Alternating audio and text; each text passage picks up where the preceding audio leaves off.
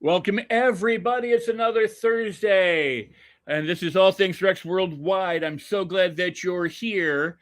My guest today is Cory Kromray. He's a serial entrepreneur and a master trader who decided to dream big and go for it. He entered the network marketing scene in 2008, got his start in business, and is now a highly sought after speaker, coach, and consultant. He says his passion for personal development and serving others is the key to his successes. For the past 6 years, Cory's been among the top 1% of futures traders worldwide, and he's CEO of Driven Trading Academy, where currently students learn from him daily. So I'm going to bring Cory on, and I'm so glad that he's here today. I got to tell you that I don't have my producer, so it's going to be a little bit stiff from my side, trying to do all the different things that are here, but bring on Cory. And here he is, Mr. Cory Kromray. How are you, Cory? I am fantastic. I'm amazing, Rex. How are you? I'm amazing as well, and it's so glad that you're here. And before we begin, let me just tell the audience, those watching, that you can like the show, certainly share the show, ask questions of Cory during our discussion, and you can leave comments. And when the show is done streaming live, the very same link that is the live stream link, whether it's on Facebook, LinkedIn, Twitter, Twitch, Periscope, or wherever you're watching this, YouTube, is available for the replay. So all you have to do is click that same link in its replay. You can share it out to everybody. Cory, we're back to you. Awesome, man. It's great to be here, Rex. Thank you for having me. Super excited about the show today, and thank you so much. I'm very honored to be your guest. We have had a absolute privilege. It's been building a relationship with you over the past several months now, and just really excited to be here today. Hopefully, I can give these people some value. Oh, me too. Me too. Now, we should say right up front that Cory is a trader. He may talk about trading, but we have to let you know we're not doing any financial advising. We never do any psychological, emotional, financial, medical, legal, any kind of anything like that. So this is information for you to do the legwork and on your own. But let's get into it, Cory. Sure. Yeah, let's do it. I'm excited. Now, Cory and I first met in person online, actually, at the Can You Really Think and Grow Rich? I think I interviewed you that day, or we did a panel together. That's right. And we met, and then we met in person, but we've been in touch nearly daily. Yeah, that's right. Ever since. So I'm thrilled to know Cory and what he does. But you have an amazing transformation story too. How did you get into all this? You said that personal transformation is the thing that drives you and is the reason for your successes. So let's talk about you. Yeah, well, it's funny you ask because, I think a lot of times people in their life, they can look at somebody that hits a pinnacle of success, right? And they think, well, if only I had those attributes that they have, if I had, good looks, if I was born into riches, if I was any of these things. And when you really get into the meat and potatoes, one of the things that I found out early on as an entrepreneur was everybody that I have ever met, I think in my entire life, that has, a wild success has been through some of the most significant challenges I think I've ever heard about, right? And it's actually like the more successful they are, the more challenges that they went through. So that is absolutely my story. I'm a 16-year-old high school dropout. I grew up in a very small town in northern Wisconsin, population of maybe 5,000 people on a good day, right? It wasn't really the entrepreneurial town per se. In fact, I think the whole strip of town is like maybe 8 bars and 3 shops, right? It's like one of those type of towns. Very cold in the winter time, 20 below zero. The whole town shuts down. I mean, after 6 p.m. in the winter, you probably might see 1 car on the road for the rest of the night, like that cold, right? Almost up to Canada.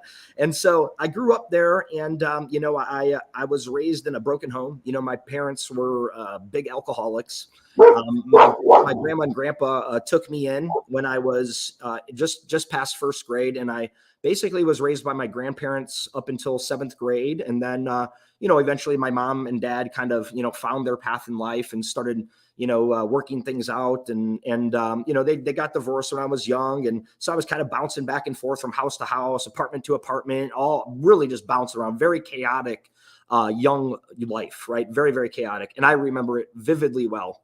So when I, kind of being raised by my grandparents, it was a very big blessing in my life to have people that cared about me so much, because, my parents, I'm sure they cared, but at the same time, they were going through so many challenges themselves. They didn't really have time to focus on me and my little sister. Right. And, so I really got good grades. I did very, very well. I did everything right. And, I was a hockey player. I got in hockey when I was in 3rd grade. I played hockey all the way to the point of high school and even into high school. Was really good at hockey. And then I got good at, snowboarding, right? I was a big snowboarder up here. And that's what we do in the winter months, right? We go up to Upper Michigan and Upper Peninsula, and we go to snowboard camp, and we snowboard every weekend. And that was getting in the way of hockey. So I decided to pursue that. I actually had an opportunity when I was 16 years old to go pro in snowboarding. And about a couple months into training and all that stuff, I broke my sternum. That was one of the first big letdowns that I've had in my life, where I dreamed really big and got crushed. And then that same year, about a month after I got my driver's license, I was on my way to school with a couple friends, and I got in a really bad car accident. One of my friends was killed in that car accident. It was a very devastating situation. My parents didn't have money for an attorney. I, had to go through a lot of very dark challenges, very, very dark. I was broken, completely broken. When you're responsible for something like that, you have a lot of pain and guilt. And to be 16 years old dealing with something like that, I did what most people do when they deal with grief. I turned to drugs and alcohol, and, really it consumed my soul. I actually, I stopped dreaming. I stopped believing in anything. I was, this adolescent kid who was once a perfect kid, right? I was perfect. I was, 3.6, 3.7 grade point average. I did everything right. My grandma and grandpa raised me perfect. And one tragic event just threw me for a loop, and, my whole life started spiraling downhill. And from about 16 to 21, my life was absolute hell, right? Complete darkness. And I realized that, what I was really doing is I was actually allowing all of the outside forces to really impact and impair my life. And so I ended up, because of that car accident, I was, in the hospital for a while. I just couldn't live with myself, right? It was very, very bad for me. So I dropped out of school, never finished high school, actually. And, after a year of, that happening, all of a sudden, I'm 17 years old. It's November 8th, 2002. I get served with papers saying that, oh, here, you're going to have to face 80 years in prison for vehicular manslaughter. I'm a 17-year-old kid. I've never been in trouble before in my life. And I'm like, what is going on? How is this possibly happening to me? Right. And of course, I had to go, and my parents, like I said, didn't have money for an attorney. So, I ended up taking a plea agreement with a public defender, because a public defender never had been even to trial before. And I had to go sit a year in jail, as an 18-year-old kid for a car accident that I got into when I was 16. And it was my life at that point. I just completely gave up on everything, right? I stopped dreaming. I stopped believing. I just was in the darkest state of being that you could possibly be in. And I just, went down a complete opposite path than what I was on. Complete opposite, right? Here was this kid who had all these big dreams, becoming a professional athlete, doing everything right, to 180-degree turn in the opposite direction. Drugs, alcohol, anything I could get my hands on to numb the pain that I was feeling. I just didn't care if I lived or died anymore, right? I was at that point. I was too chicken to kill myself, but I was also at the same point to where it's like, if it happens to me, I really don't care, because I hate my life. I just absolutely hate it.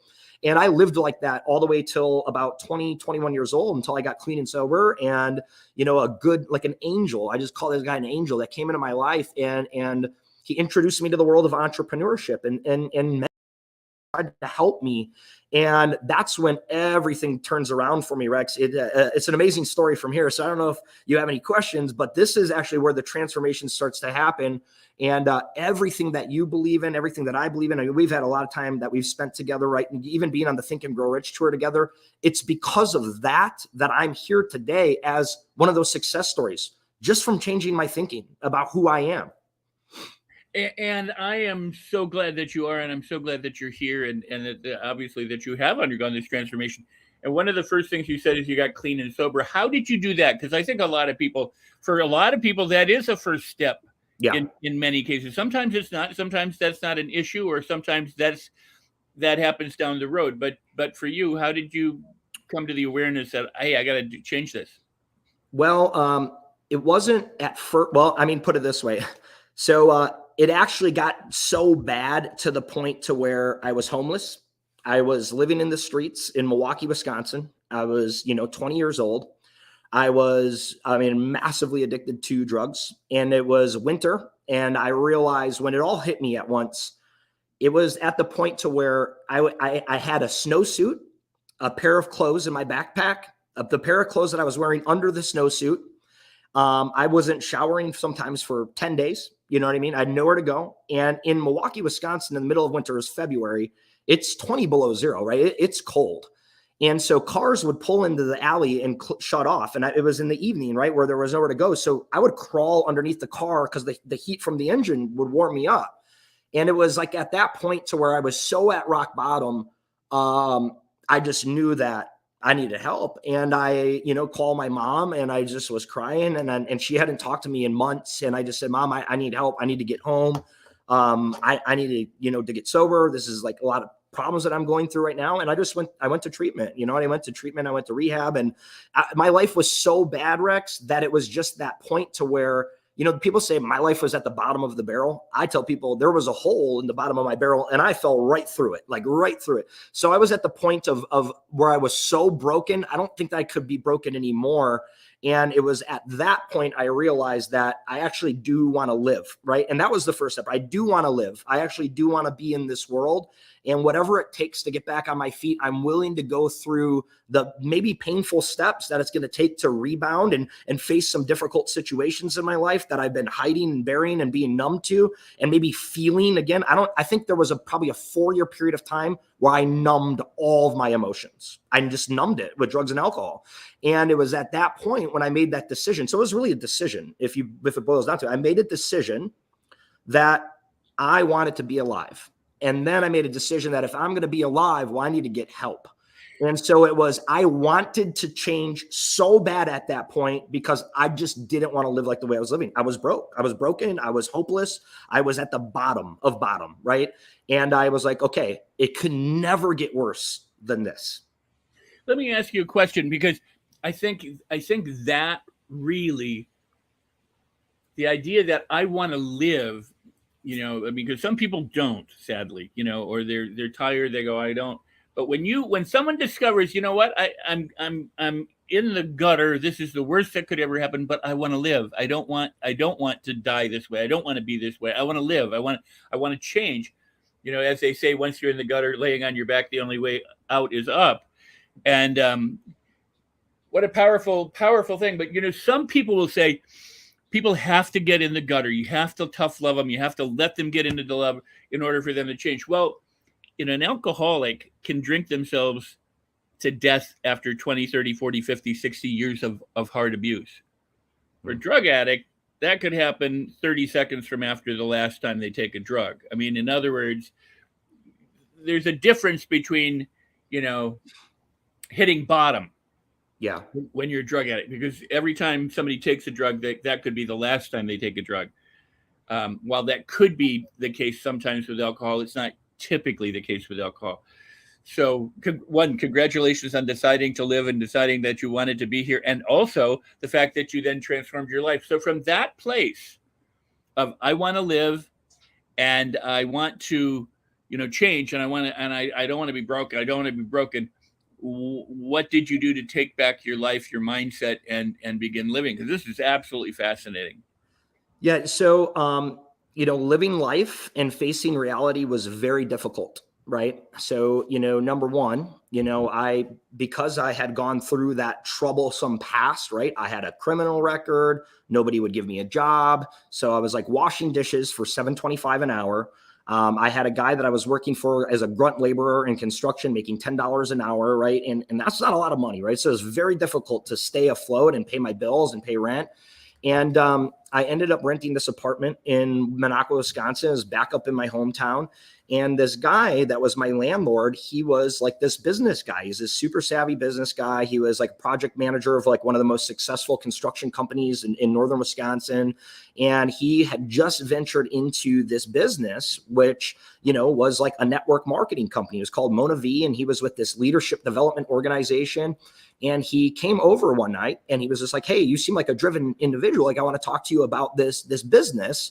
And I looked at it and I was just like, well, I mean, honestly, I was really excited about that. Like, here's this guy, he drives a nice car. He lives in this nice house on the lake and he's willing to help me. Like, oh my gosh, this is like a godsend. And then I went and talked to my mom about it. She's like, oh, Cory, that's one of those pyramid schemes. You know what I mean? And so I told the guy, like, hey, buddy, I'm like, sorry, no offense to you. Like, I like living here, please don't kick me out of my house. But, I just can't do the business. And he was just like, oh, why? And I don't want to tell him that he was in a pyramid scheme, right? Because of course, my mom's smarter than him and so am I. So I don't want to tell him that. But, he just was very persistent. And I think he saw something in me that like I needed help. Like I needed a coach. I needed a mentor. The guy was a very, very smart guy. And he's like one of the biggest blessings in my life, still is to this day. He's one of my best friends. He's like a second dad to me, right? And he just didn't quit on me. And so one day I was, being a 21-year-old kid, and really, I didn't really ever have a problem with alcohol. It was more drugs that I really suffered with. So, I'm 21 years old. I'm living in this apartment. I'm trying to do good in life. And it's like 4 months. And I'm, this guy's like just kind of putting pressure on me to, hey, come to this event with me. Hey, come to this leadership seminar. And I'm like, yeah, maybe some other time. I'm busy. I got things going on. And so then there was this event, right? And it was a super rally in Green Bay, Wisconsin. And there was going to be these two guys there that were like two of the top 10 leadership gurus in the world, right? Best-selling New York Times, best-selling authors of launching a leadership revolution. And these guys were like iconic in the leadership spiel. I didn't know anything about leadership development. Like I haven't read a book since I was in probably 15 years old, like that at this point. Right. And so he's asking me to go to this seminar. And I just agree, like, well, yeah, sure, I'll go to the seminar with you. And the real reason I was actually going to go with this guy to the seminar was because I was already behind on my rent. I knew I couldn't even pay my next rent. And I needed to figure out a way to ask this guy if I could slide on rent and, listen, I'll make it up to you, please, whatever it takes. And this seminar was in Green Bay, Wisconsin. He offered to pick me up. I didn't have a car. And that I was going to ride with him and his wife down to Green Bay. I was like, well, great. I'll be in the car with them for 2.5 hours there, 2.5 hours back. I'll absolutely find the time to talk to him and ask him if I can slide on my rent payment. And I went there with him and I walk into this room and there's like 3,000 people there. And I listen to these guys and the way that they're speaking and all these people from all these different walks of life that are having this huge success that have totally transformed their lives from the darkest stories I could ever imagine. This guy who was like an ordained minister on stage, but he watched his dad get shot by his best friend when he was 9 years old. But he grew up in like Saginaw, Michigan. He's a gangbanger. And here the guy's an ordained minister, multi-million-dollar earner. And I'm listening to all these stories and I'm like, I just have tears rolling down my face. And I'm looking at him and I don't even know, but I'm feeling something. Like I'm feeling like I'm supposed to be here. I don't know what this is. And I'm on my way home with him that night. And for the first time ever, Rex, just like right now, I'm very open about my past, right? Because I actually think it's a huge part of who I am. And I really feel like if people hide what that mess is, and if you don't share that mess with the world, this is the mess that gets everybody out. If one person on here hears my story and says, man, wow, that guy, I think I got it right. Holy cow, what that guy's been through, that changes people's lives. It's inspiring to people, right? So I'm on my way home that night and something within me, I just poured my guts out to this guy. Literally just for 2.5 hours, told him my entire life story. And I was just grateful because I was like, I came here with all of the wrong intentions. Honestly, I was going to ask you to slide on my rent. That was really why I came, just to satisfy you because you kind of wouldn't leave me alone about this. And I realized that you were just trying to change my life the whole time. And I felt so guilty. And I told him everything. And I was like, and as much as I want to do this business with you, unfortunately, I don't know if I can because I have a criminal record and all these things and all this stuff. And he's just like, man, he's like, this business doesn't prejudge anybody. This is entrepreneurship, right? You get to do this and you get to be whoever you want. And then turns out this guy's been a recovering alcoholic for 25 years. He's been sober for 25 years. He was a major alcoholic. He's been through all the 12 steps, the same ones I went through. And so we instantly had this connection and we've been inseparable ever since. This guy was my beacon of light. He came into my life and he shifted my thinking. It was that guy that told me, why are you letting all these other people write the story for your life? Do you realize that this is your life and you have the pen? You get to change anything you want at any time. And you are allowing all this negative belief in your mind to control all this thinking. And that's when everything started to really snowball in a positive direction. Well, I have a question, and somebody else has a question too. Somebody reached out for you. Somebody believed in you when you were broken and broke and not doing too well and not necessarily a very savory person. Right?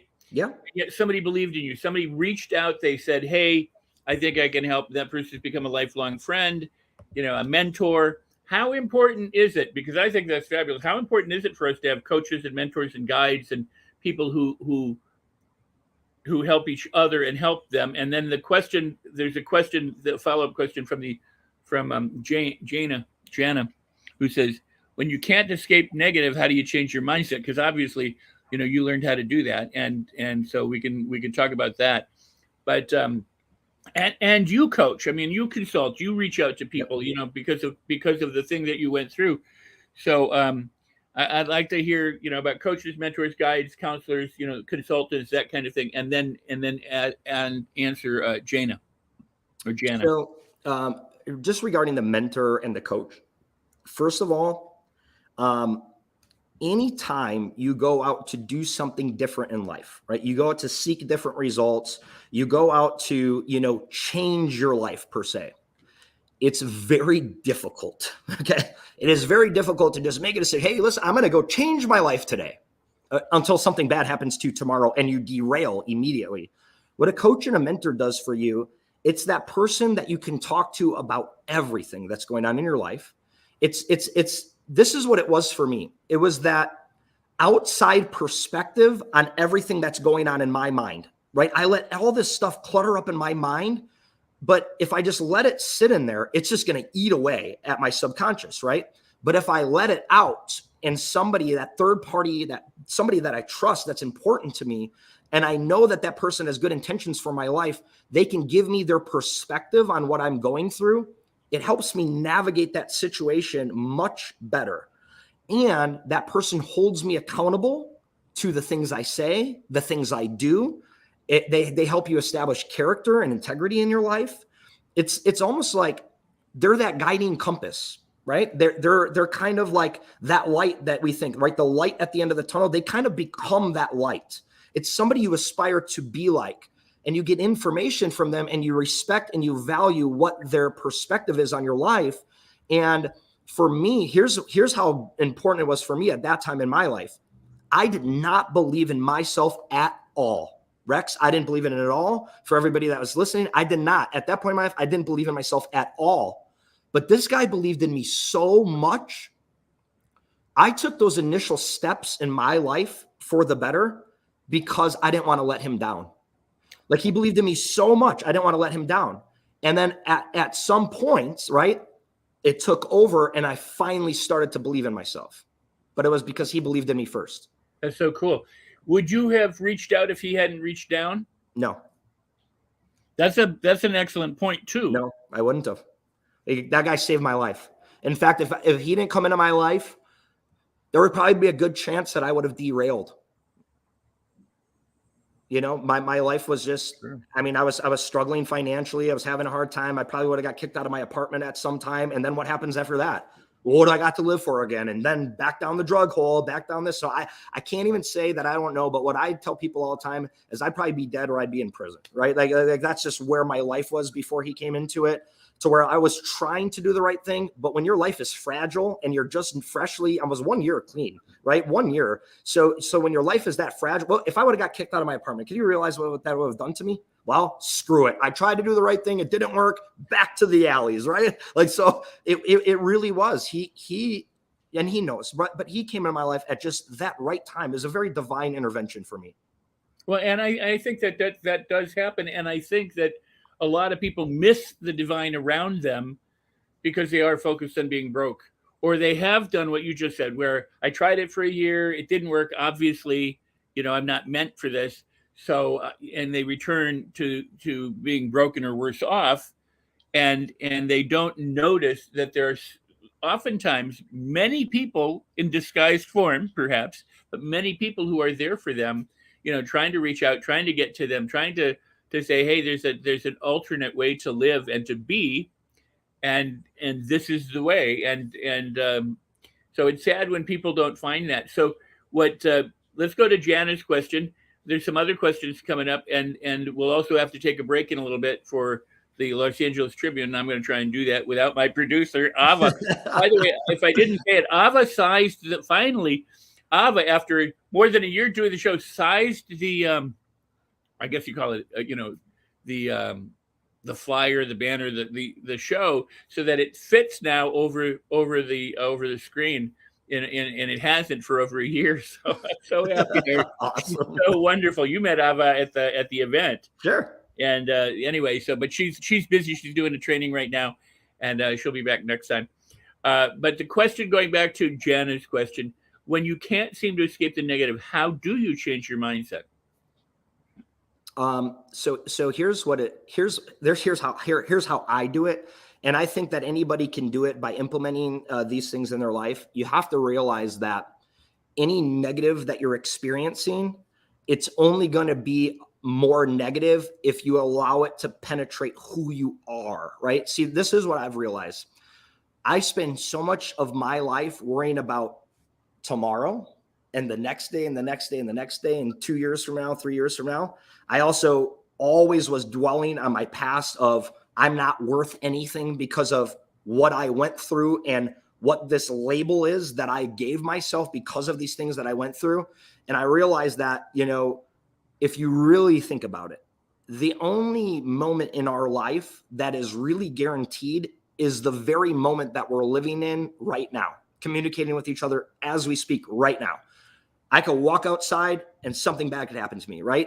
And at any moment, right? So why worry about all of these things that will never happen, right? We 80% of the things we worry about, it's actually scientifically proven. 80% of the things that we spend our life worrying about never happen anyways. And then why worry about my past? It's over. There's nothing I can do about it, right? It happened. It's over. But now, who can you become? Who are you today? Who are you aspiring to be? And what I realized is that my whole life was negative. It was negative around me, my environment, everything. If you can't seem to escape the negative, I would actually challenge you and say this. Why can't you escape it? Right? I think the only reason that we can't escape something that's negative or can't escape a negative environment is because we allow ourselves to be in that negative environment, or we allow ourselves to be in that negative. It's really just a decision if you think about it. And I know that might sound super simple. Well, easy for you to say. Well, no, I've had to make these decisions, and they have been very difficult for me, but I made a lot of them. I cut out a lot of people from my life. I moved in a completely different direction.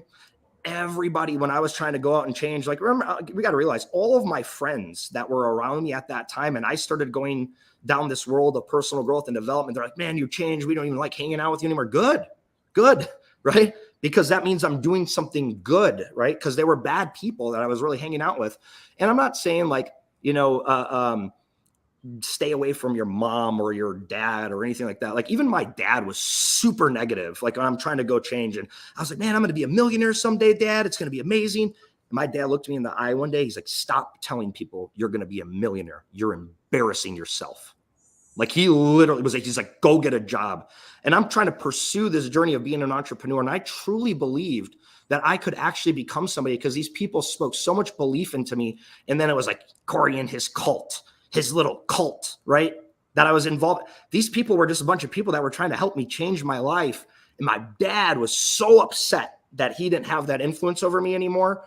And that these people, my dad's an alcoholic. He still is to this day, right? My dad's had multiple heart attacks. He's, you know what I mean? And I love my dad and I love my mom, but they're both alcoholics. They still are, right? And they've both been through their seasons and their ups and downs, but you know what I mean? They're not really the people that I want influencing my life. So I love them and they mean the world to me, but I don't spend a lot of time with them, right? Because it's always negative. So you can choose which environment you put yourself in.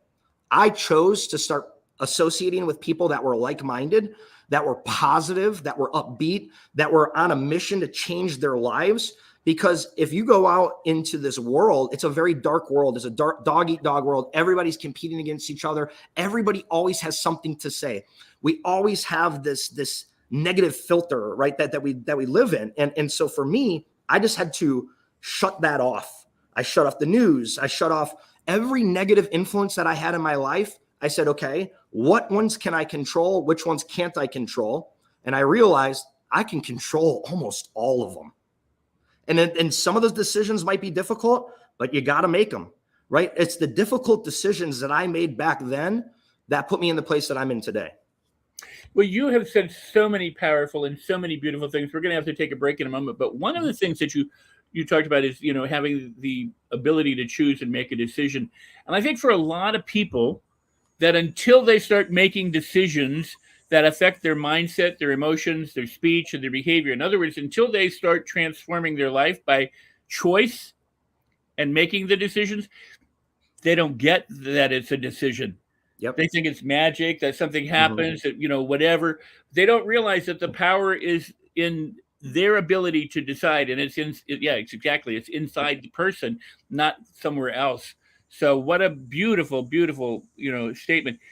Someone else said this, and my uncle was abstinence-free for 50 plus years until his death, persistent in going to AA. What do you do now for support in your life? Can we hold on to that until after we come back from the commercial break? And I'll try and make sure that we get that done soon here. All right. So we'll be right back in just a moment. It's going to take me a second to get here. Somebody moved everything.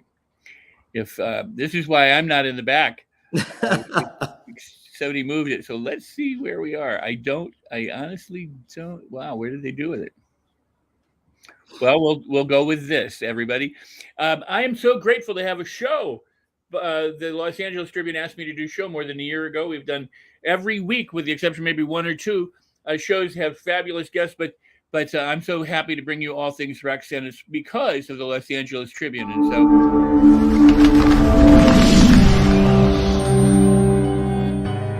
Welcome to the Los Angeles Tribune page. Here you will find original news programming, exclusive digital events, and shows that are directly from the community. At the Los Angeles Tribune, we believe in giving a voice to the voiceless.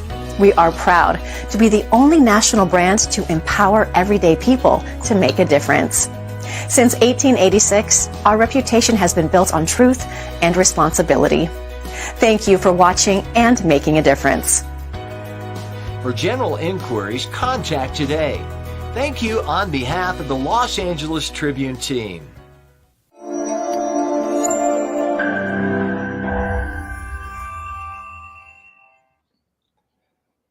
And welcome back to All Things Rex Worldwide here on the Los Angeles Tribune TV network, essentially, and with my guest, Cory Kromray. And what a powerful show it is. So I encourage you, again, to leave comments, ask questions, and share the show out. Please, really do share the show. If you're getting any value, any benefit from this, I know you are, then please share it so that other people can do the same. Share it both now while we're live and in the replay. Remember that as soon as we're done streaming live, that very same link you're watching from now becomes the replay link, that you can use to share and that other people can use to watch. So very cool. We got to thank you, Cory. Awesome. And so many cool things and people making comments. So Cory, comment here. If you focus on being grateful for what you do, you attract more of it. What say you, Cory? I agree completely. I'm excited to tell the rest of my story because that's actually a big part of my life is practicing gratitude every day. Awesome. All right. Yes. So please continue. We don't want to keep you from that because you do have a. So there was a question, something about what type of. Yes, about what do you do? What do you do now for support in your life? He was referencing AA. His uncle was in AA. Okay. Yeah. So for me, I did that for a long time. Like I went to AA and AA meetings. I also, went and saw a counselor and just to have somebody to talk to. And then, I realized that if I was going to continue down this path and be this person, I had to be open and honest about what I went through with people so they knew how to build a force field around me, right? So every single one of my best friends, like all my family, they know that, at one point in my life, I had this significant problem. And they would already know, like, well, number one, I don't associate with anybody that does anything like that, right? So that's number one, right? Eliminate those people from your life immediately. And then know that if there's any times that you're going through a dark phase, where, your friends or the people that are close to you, if you're honest with them, what happens is they'll recognize if you're going through a phase in your life and they'll actually reach out to you before you even say, hey, I'm going through some stuff. They already know, right? They know because they're so close to you. So they'll just be there for support no matter what. But unless you're open and honest about who you are or who you were or some of those things that happen in your life, see, this is actually the only problem as my mind has evolved. And I've been through so much personal development over the last, years now, since 2008, really. I actually think that there is one flaw with AA and NA. And it's that when you go into an AA and an NA meeting, you say, hi, my name is Cory Kromray. I'm an addict. I've been an addict for years, but you're saying I am an addict, right? And that's like, you know what? I realized actually at some point during my transformational shift that I realized like, no, I'm not. I absolutely am not an addict. I haven't touched drugs in years. I don't do drugs. I don't like drugs. Don't even think about it. It hasn't even been even a glimpse of a thought in my life, right? So it's like, why would I go into a meeting where all these people are speaking this on their lives? I am an addict. I am an addict. I am an alcoholic. Yes, you are. You're probably going to be for a long time too if you keep speaking like that, right? So when I started studying Napoleon Hill and Thoughts Become Things and The Secret and Bob Proctor and all these, mindset coaches, like, even if you look at The Strangest Secret, right? Earl Nightingale, he says the one common thing that all of the top thought gurus in the world, or one thing that they're all in a 100% unanimous decision on is that our thoughts become our reality, right? Our thoughts become who we are. So why am I going to plant the seed that I am an addict? I am an alcoholic. It's the biggest flaw I see with that program. So I don't go to those anymore. But at the same time, it's not a part of who I am anymore either. Like, you actually do have the ability to lose that identity. That is going to take some time, but once you lose it, it is gone. It won't be like, I have stress in my life a lot. Right? I go through challenges all the time, but the last thing I think about is doing drugs because it is not even a relevant situation in my life anymore. I wouldn't even know who to call. Like, who do you call for, right? I don't even associate with those type of people, right? So it's not even a glimmer of a thought in my life anymore. So one of the big things for me, and that I would actually encourage all of you, if any of you are struggling with any of this, is you really need to have good people around you that will recognize if there's something going on, especially in your early stages of sobriety. That's when you're the most vulnerable. It takes years to overcome something like that, especially when you're in deep, right? It takes years because your immediate trigger points of when something bad happens to you, that was your escape all the time. So to not have that escape anymore, well, what's your escape now? I got to talk about this. I don't want to talk about this. But when you realize that there are people that will really actually listen, that have a vested interest in really helping you, then you know that I can talk about this. And in fact, not only can you talk about it, you want to talk about it. Because like I said about Craig, right, my mentor, right, he would give me that perspective on things. And once he would give me his perspective, I realized, well, this isn't actually so bad. That was a big thing for me. That's beautiful. That truly is beautiful. I don't disagree with anything you say. I agree with you. But I've had the opportunity in recent years to attend meetings with different people, and I was in the beach area in California one time, and I went to a meeting on a Friday night, and so I counted the chairs, and the rows to figure out how many people were going to be at this place, and the place was packed. It was filled to capacity. There was like 400 people that were there, and it was a 8 p.m. on a Friday night, and people were sharing, that they were addicts and alcoholics or whatever. And the meeting went on, and it brought me to tears because it made me realize that here were 400 people that could be anywhere else in the world doing any other thing, but they had come together to support. Some of them were newbies who were just brought by a friend who may or may not wanted to be there. Other people were a year or 2, 3 years old. Other people were 40, 50 years sober or, free from drugs. And I was like, wow. And then it occurred to me that this wasn't just happening here. It was happening all around the world simultaneously. Because if you look, there are meetings all day long, morning meetings, noon meetings, evening meetings, dinner meetings, midnight meetings.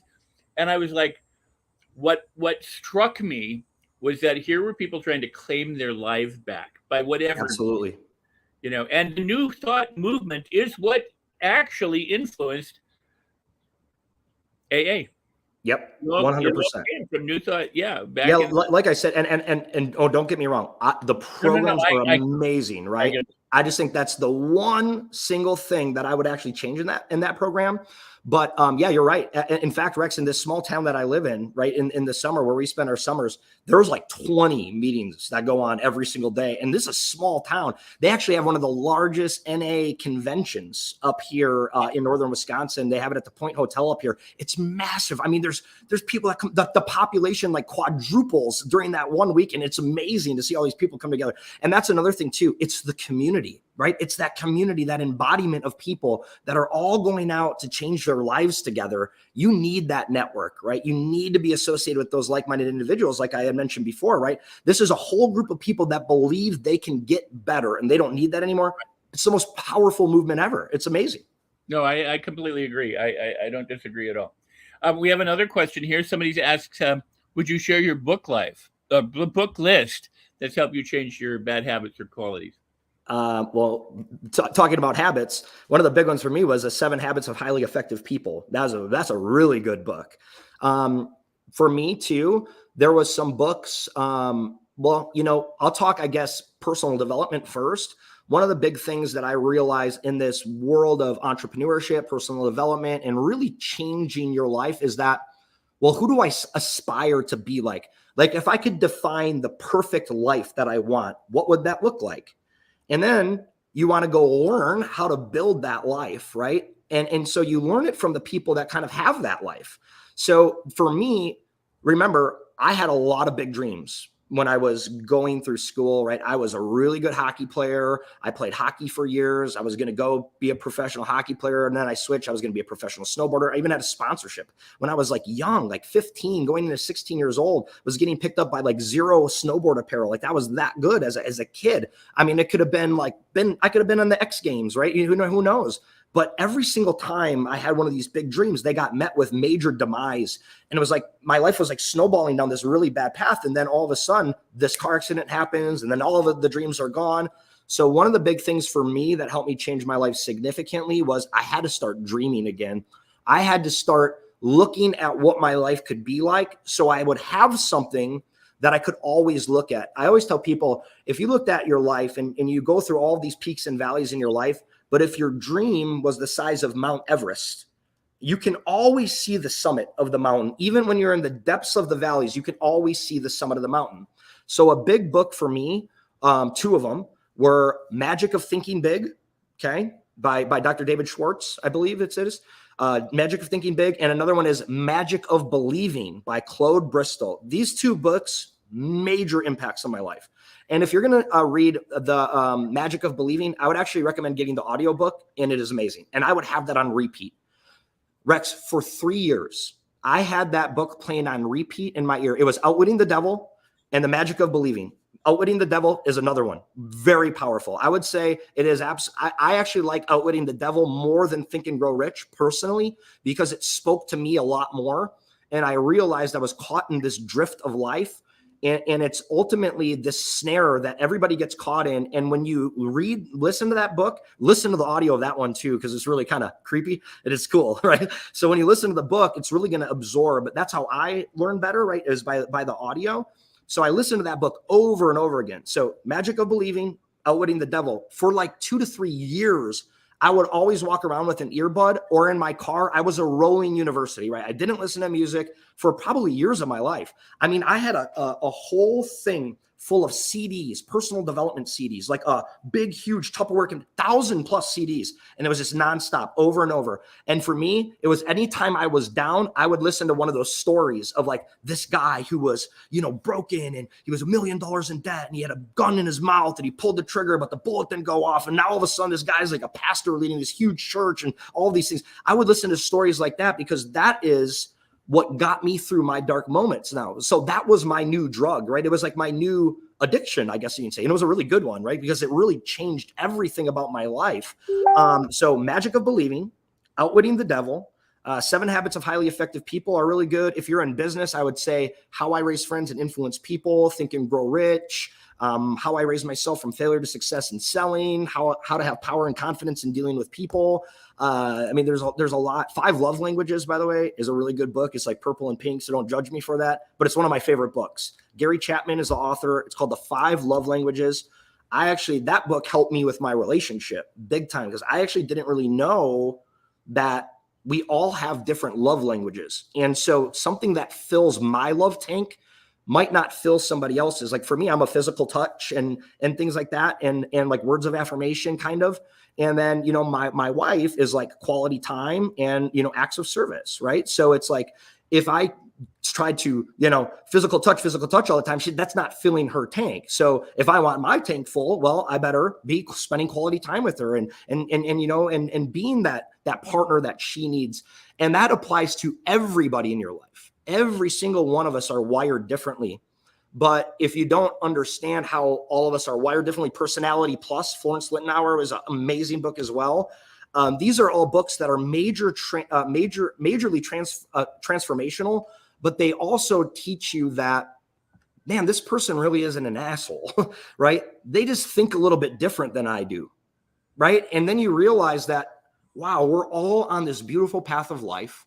So many people, I think the world would be such a harmonious place if everybody was in the world of personal development. If everybody was really just aspiring to be better every single day, 1% better every day, I think the world would be at total peace. You know what I love about you? And because I can be very critical about the self-improvement development arena and a lot of the thought leaders, because a lot of them continue to influence people along the lines of the conditioning that has already brought them into their problem state. Like you can have more and do more and work really hard and then get another car and another plane and another house and another. And it all becomes about the things instead of about the personal transformation. Because if you transform yourself into someone for whom getting that is easy, then it's not a question. And if you transform yourself so that you're happy and delighted and enjoying life and giving and compassionate, if your focus is that, and the journey is exquisite and wonderful and delightful, then whether you get the destination or get all those things or not doesn't really matter. You can have them. I mean, I know so many millionaires and billionaires and successful people who are miserable and they have everything that anyone could ever want. And then I know plenty of people who have absolutely nothing and they're deliriously happy and successful in their life, and they've got loving relationships and they've got, great moments and wonderful leisure. And yet by some standards, they don't have anything. Mm-hmm. So what I really love is the focus, because you are someone who's successful. You help other people be successful. You show people all these different things that they can and do. And yet where your heart is transform yourself. Become the kind of person for whom life is enjoyable and for living. I think that's marvelous. I started reading Napoleon Hill when I was 6 years old. I asked my mom because I thought the Catholic priest had some kind of connection with God. And I'm like, you got to read these books. I need to know what's going on. I wanted to be a mystic. But Magic of Believing was one of those very early books by Claude Bristol. It was just one of those life changers. Think and Grow Rich, the Bhagavad Gita, Khalil Gibran, and I mean, a lot of these other books, and many that haven't, weren't that I then read. But what I will piggyback on is I to this day go to sleep with something playing, whether it's Napoleon Hill, and I've read Napoleon Hill every day personally since I was 11, with maybe a year and a half out of 50 years that I didn't, I mean, something like that, 55 years. But I always put something on, that is positive, and I go to sleep with that. I get up in the morning, I do that. Today I was at the gym. I was listening to, because I'm leading a Think and Grow Rich book study, or I'm part of a Think and Grow Rich book study that we're doing that's coming up. So I was listening to Napoleon Hill, again. I mean, this morning while I'm on the equipment, it's just. But what you said is so vital and important. Some people dabble, they get up, they spend 5 minutes trying to manage their mindset. But if you really immerse yourself and you fill your mind with reading and studying and applying, and you do that in your car, and you do that at home, and you do that here, and you surround yourself with friends and guides or mentors and coaches, you are moving. You're literally elevating yourself, moving towards success, and you're developing what Hill would call a success consciousness that otherwise, or a happiness consciousness, or a transformation consciousness, or a money that many other people don't have, because they don't make the choice that I am going to make sure that my mind, we should think about it, the mind is the most important thing that you have in some ways. Totally. Right? Oh, and yeah. if you don't have a mind, your heart can be beating, but you don't know it. You ain't That's going right. anywhere. That's right.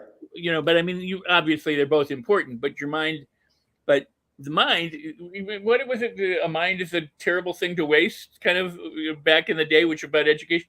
But think about how people allow themselves to live with the mindset they were conditioned with from childhood or through their growing up years, instead of taking charge and going, I'm going to make my mindset powerful and positive, transformative, and I'm going to live life because I choose to do this, not because I'm held hostage by it. And you exemplify that. You really have spoken well to this. I really appreciate that. Oh, of course. And I appreciate that for sure. I will say this too. This has been a big thing, especially now. I'm 36 years old. I've been in this world of personal growth since 2008. And it started with like a lot of the business personal growth. And then it became way more spiritual for me. One of the big things too that I've really realized in life too is I think so many people are concerned with having versus being. And I think that, my understanding of what I believe, right, is that we are all just consciousness, right? We are just different forms of consciousness, and some consciousnesses are more evolved than others. And I think that the consciousness never actually stops evolving. I think this is a very temporary experience that we're in.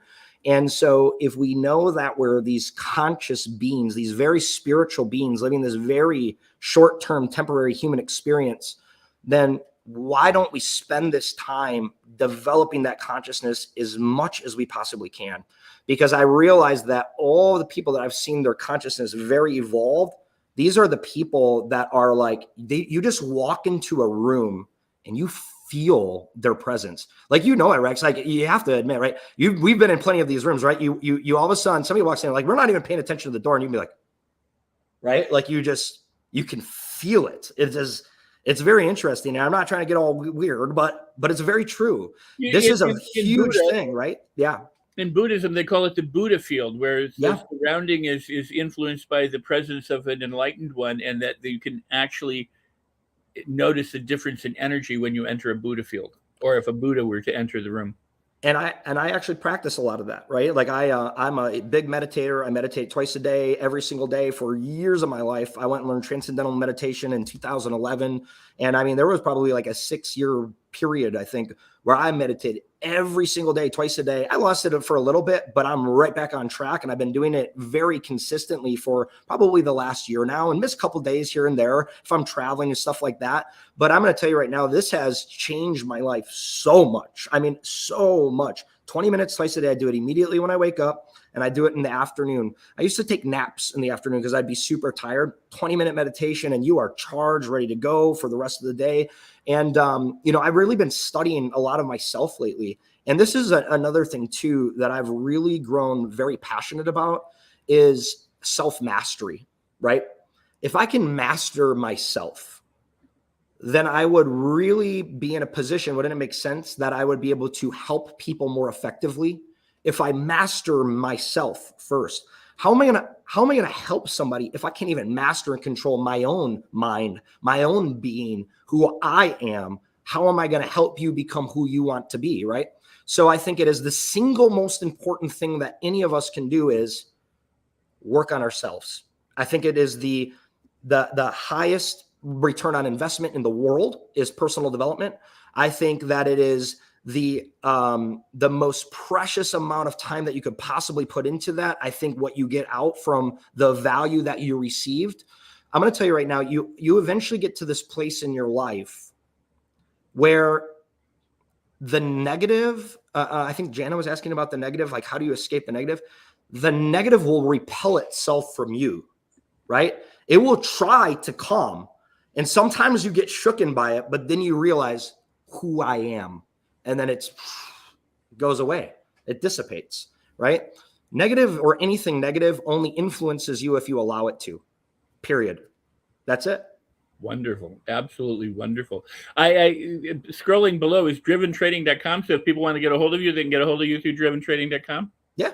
Yeah, of course. Want to make sure that everybody understands that and can reach out as would be. So let's. Yeah, I can say too, my Instagram is Economic Alpha. Economic, like just economics alpha, ALPHA.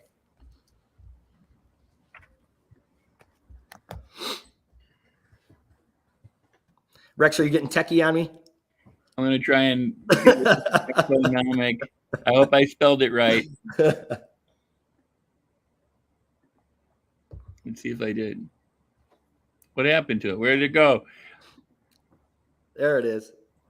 You see it? You did it. Look at this guy. You see it? Yeah, it's there. It was there. Now it's gone. Right there. It should be scrolling. Where is it? It's just on the bottom left. Oh, yes. I see. Oh, I didn't even see it there. Okay, cool. All right. I don't know. I don't get. Oh, here. I know why. There we go. So this is your Instagram. Let's see if it works out. Mm-hmm. This is why I normally have a producer. There it is. Look at this guy. Good job. Yeah, multitasking used to be my thing. It's not so much anymore. That's that wisdom. The singular focus, Oh, that's good. But so we have Economic Alpha is your Instagram, and we have driventrading.com is your. Yep, that's our company website. Yep. Company website. So can you go a little bit long? Yeah. A few minutes. So let's talk a little bit about driven trading, because what you did was you transformed yourself, and then now you're the CEO of a company, and you have students around the world, and you influence people all around the world, and you're a consultant and speaker and all these other things. So how did you let's take that step? You transformed yourself by the renewing of your mind, by filling your mind and doing these things. How did you go from being broke Cory to mindset Cory to CEO Cory? So one of the big things that happens is when you embark on this new journey of your life, you start meeting wonderful people, right, that are all of this accord. And as people are growing and elevating, right, their consciousness, their beings, who they are, your circle of influence starts to grow stronger and stronger and stronger and more valuable. They say your network is your net worth, right? And well, that network increases when you're in this world, right? It just happens by default. So as I started to pursue success, right, it was very easy for me to achieve it once I had the mindset there. Because you got to realize I came in as a guy who could not look up at you to shake your hand. I would never look you in the eye. I had zero self-esteem, zero belief. I was shy. I was timid. I would look down at your feet. I was shook your hand probably like a wet noodle. And then, when I started to build myself up, I realized that I am as powerful as I want to be. I can be anybody that I want to be. In fact, there is nothing in the world that I cannot be, period, right? I can be anybody that I want to. I get to write my story. If all of these people that have success, Donald Trump, Bill Gates, Steve Jobs, all of these people that have walked this life of success, these billionaires, right? They all have the same 24 hours in a day that I do. They all, have these things that they go through in their life. I mean, think about Steve Jobs. I mean, he was out in the field tripping on acid and he came up with the Apple idea. And it becomes the first $1 trillion company ever in the world. And it happens during an acid trip, right? So when you think about things like that, you think about what one man or woman can do, so can another, right? What one man or woman can do, so can another. So now if that's the case, well, how did that person become that powerful? They didn't start off that way. Failure upon failure upon failure, and then figuring out how to get through those failures faster, and then more failure, and then figuring out how to get through those failures a little bit faster. But also realizing that when you do fail, how are you handling that failure? And this is where all that personal growth comes in, is if I get knocked down, how hard is it to get back up? When I used to get knocked down, I would be in the closet for days. I didn't want to talk to anybody. Right? You're right. I mean, I remember I made my first $1 million. I lost it faster than I made it. And then I did that again because you can't take a guy who made $2,500 a month and all of a sudden pay him 80 grand a month and expect him to know what to do with that money. I was spending it faster than it was coming in. Oh, new car, new boat, new house, new jet skis, new snowmobiles, new dirt bikes, new motorcycle, new, you know what I mean? It was like, what does that cost per month? What does that cost per month? New Gucci belt, new Louis Vuitton shoes, right? Whatever it was, right? I had this identity now because I felt like I deserved this. Oh, when you feel like that, you get humbled real quick. Trust me, I got humbled so fast. And I was cocky, I was arrogant, I was egotistic because all that personal growth that I was developing, right? I was developing it because if I develop myself into a leader, I'm going to make more money. That's how it started for me. So don't let me fool you. It started as I have to be a leader because then people will believe in me and then I'll be rich. That's the only thing I cared about was the financial for a long time.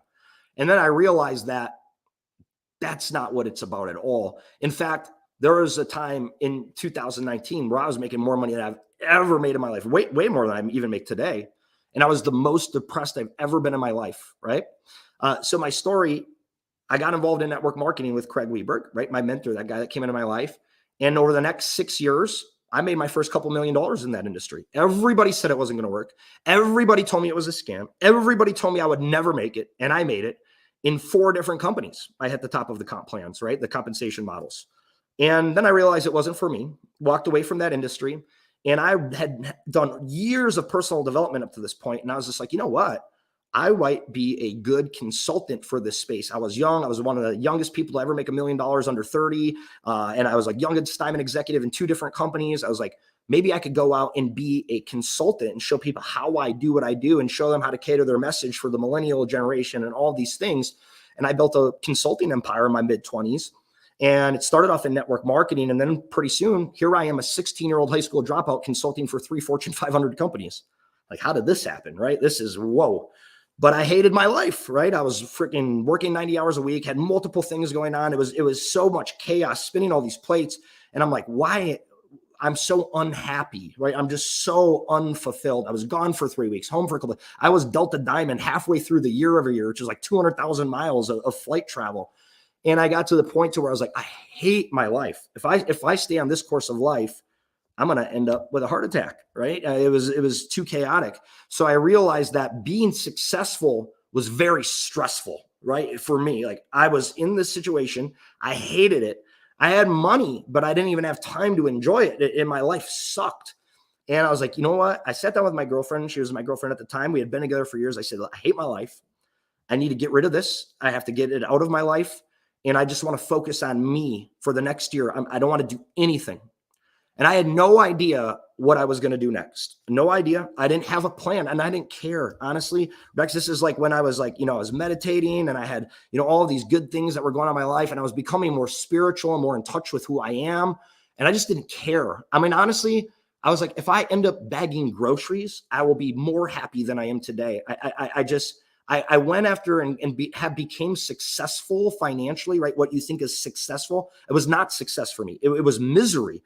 And so I just let it all go. Just here you go, like go. And I had partners, they took it and I just focused on me. And I golfed 3 days a week. We'd moved to West Chase, Florida. And while I was on the golf course, I met this guy who he'd golf for the Ohio State Buckeyes golf team. And he was always on his phone, like looking at these charts, kind of like what you see in the background. And he was trading stocks. And he invited me to this meetup group on Tuesday and Thursday nights where they would teach people how to trade stocks and penny stocks. This is about 8-9 years ago, 2013. And he's like, come to this group. And I went there. We were new to the area. I didn't know any people. It was like a lot of business people there, right? I'm meeting new people. This is pretty exciting. And I was dabbling in it a little bit. And then I realized, like, I could actually see myself doing this. This is pretty powerful, right? I had one of the, prominent portfolio managers managing my money at the time. I had made money. So I had money coming in and doing like 8%, 12%. You know what I mean? It was my second year with them, 12.5% on my portfolio. Here I'm dabbling in this. I'm up over 30%. I'm like, what are these guys doing with my money? Like if I can do, I don't even know what I'm doing. How is this happening? And that's when everything just started to click. I was like, man, I could do this from anywhere in the world. If I had an internet connection, if I actually got good at this, I could be in Italy. I could be here. I could be there. And I could control my life. I could pursue my passion. I love helping people. My passion is not trading. I'm very good at it, right? I've been doing it for a long time, but my passion is serving people. Like I started Driven Trading because we teach the skill of trading the company and all that. All the people think that success that they're looking for in their life is financial. So guess what? We bring them into the company and we show them how to get successful financially. And while they're doing that, it's our community that we teach personal growth to. See, Gary, my COO, he runs one of the most successful martial arts schools in Northern Wisconsin. He's been doing it for 25 years. It's just a vehicle for him to teach leadership. Driven Trading was a vehicle for us to teach leadership, but we also teach them those financial literacy skills that they need to be able to control their own life and control their own funds and not have to rely on other people or what the market's doing or this recession or whatever these things. What if you actually understood what all of that meant? Just that one skill alone is worth gold, right? Just to never have to be afraid of these economic shifts or movements, always positioning yourself at the forefront of these movements. So that's what we do in Driven. Driven for me, it was interesting, Rex, because I learned this skill and then I realized this is what I'm going to do with my life. And then I took the skill that was really designed to create freedom for me.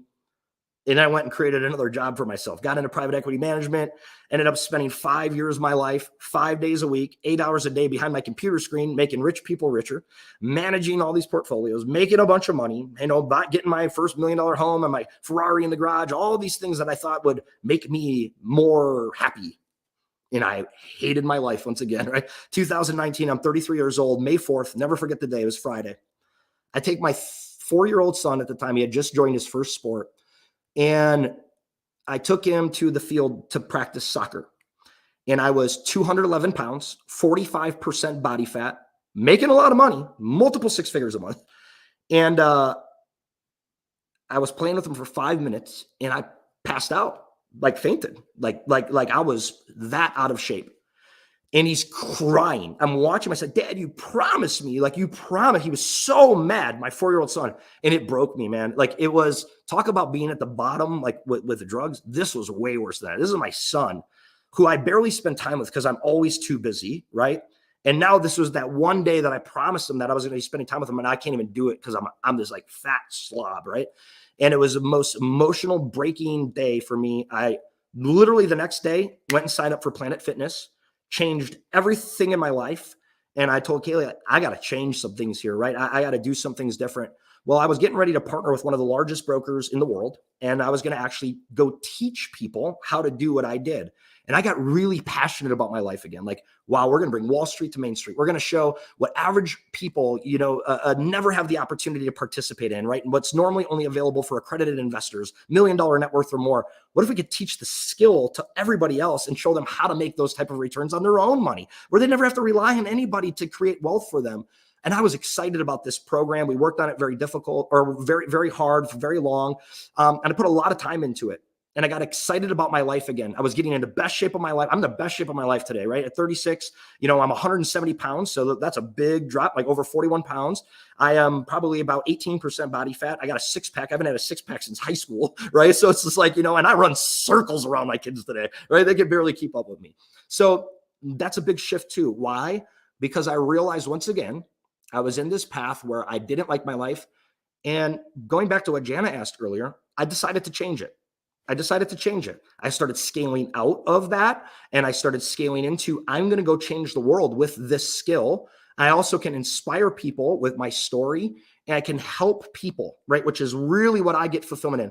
Money does not fulfill me. I thought it would for a long time. The pursuit of success and the drive to get there, it was very rewarding and very fulfilling. But then when you have it, you're like, okay, well, they say the definition of insanity is doing the same thing over and over again, expecting a different result. I was doing the same thing every day, knowing exactly what the result was going to be. Great. You're going to make more money. Then you're going to sit behind your computer screen next week and you're going to make more money. And then you're going to do it again next week and make more money.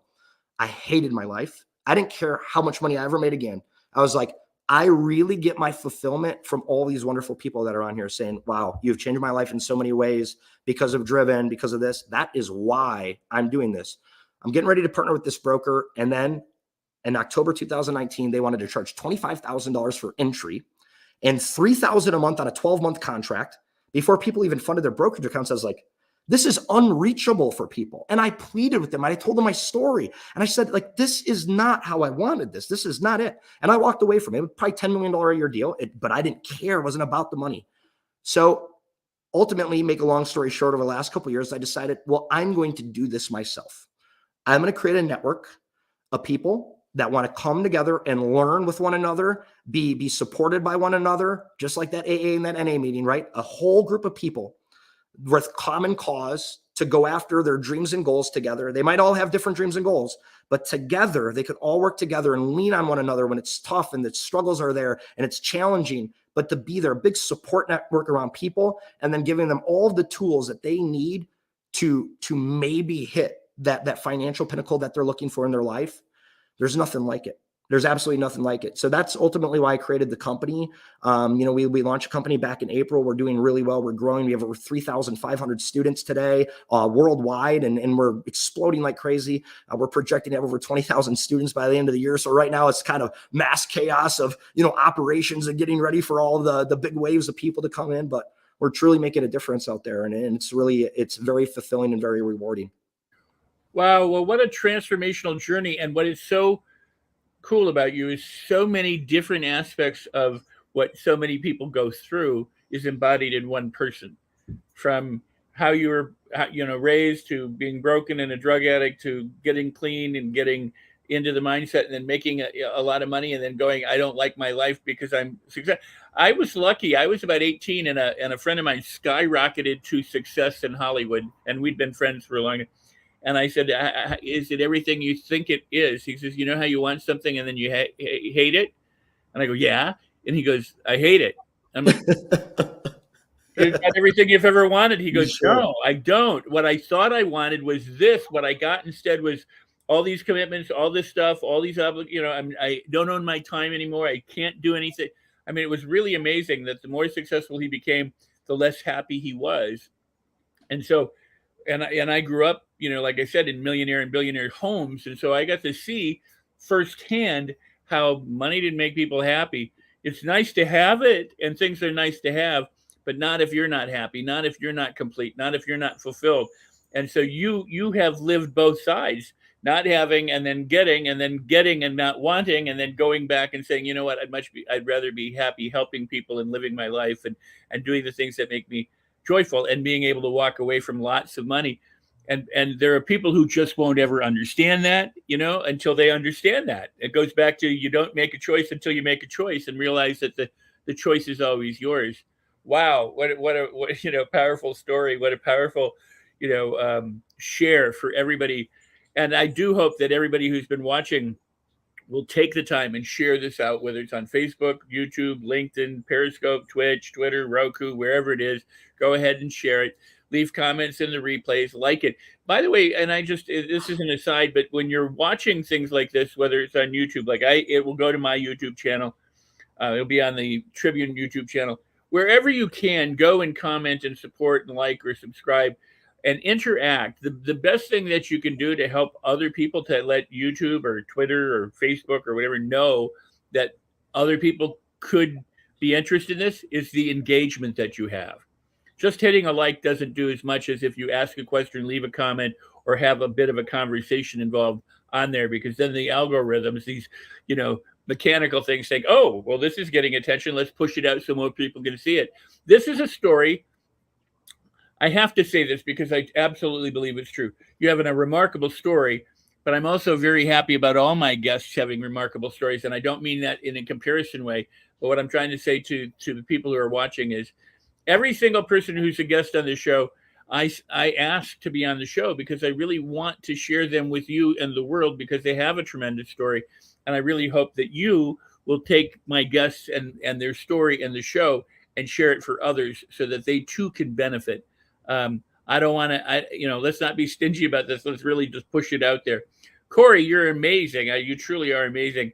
And, I so honor you. And I know that your time is valuable. And I want to be able to also say goodbye for now, and have you, we'll do this again.